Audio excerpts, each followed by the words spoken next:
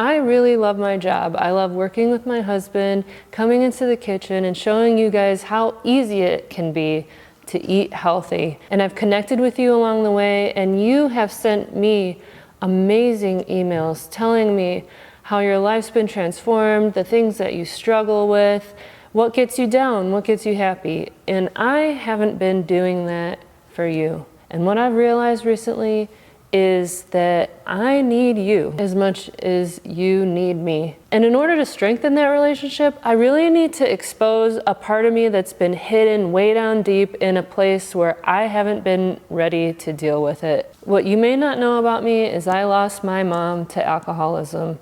From my preteen years until her death, I watched her slowly poison her body. She was not the type of alcoholic that was out of control or anything like that, but I had to sit there and watch her take sip after sip until her body just gave out. I watched her lose her friends. I watched her lose us. I watched her lose her pets, her house. And that was really hard. There's parts of me that are really mad at her. There's parts of me that are really sad because she's not around. There's parts of me that are extremely understanding because I got to witness firsthand what addiction can do to somebody. She died ultimately at age 54, which is really young. And even though it was the alcohol that did it, her death certificate says stroke. And coincidentally, I watched her brother, my uncle, do the same thing. Slowly poison himself over time with alcohol until he died at age 60. But I've seen the same pattern in people of this extremely long-form suicide that people are doing every time they raise a fork to their mouth and they eat the wrong food that was not intended for their bodies. They're slowly poisoning themselves over time, bite after bite. And arguably, you could say that food is even more addicting than alcohol. I know some people will come at me for that, but food is much more socially acceptable to eat around people. We have to eat to survive. I'm just saying that food addiction is real, and I see it consume people all around me. And I see people keep poisoning themselves bite after bite despite having type 2 diabetes, heart disease, high blood pressure, high cholesterol, heart attack, stroke, and they still keep doing it.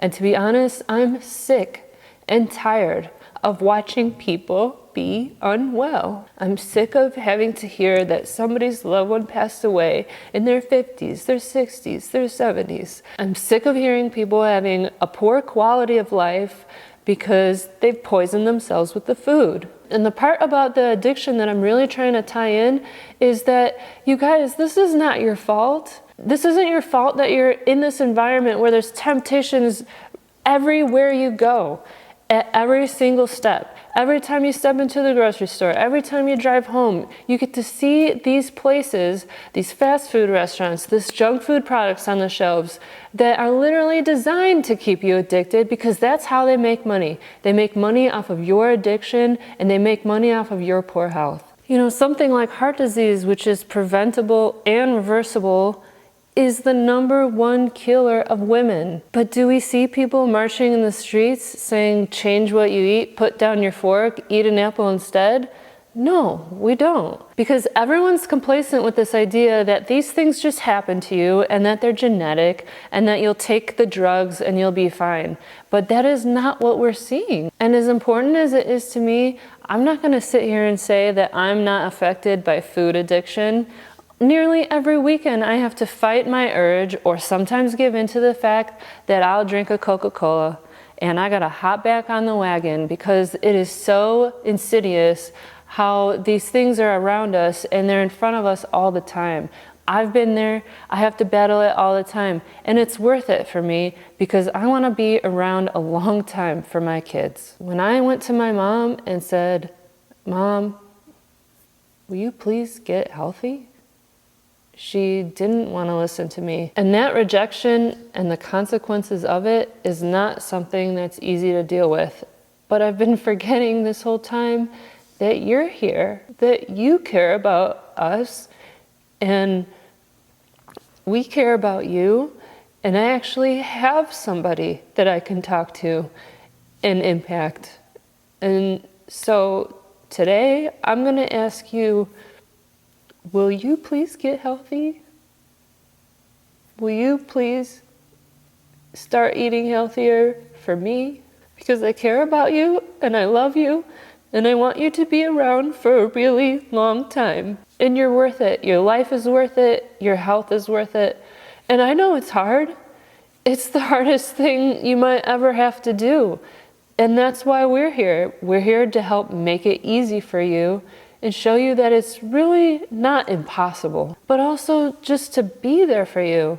Maybe you don't have anyone in your life that is willing to sit down and say, please eat healthy, or they don't support your lifestyle, but I do. Food can be the slowest form of poison, or it can actually heal your body. Every time you lift the fork to your mouth, ask yourself, am I stepping towards my health, or am I stepping away? And I'm here today to ask you to step towards your health for me, because it does matter to me.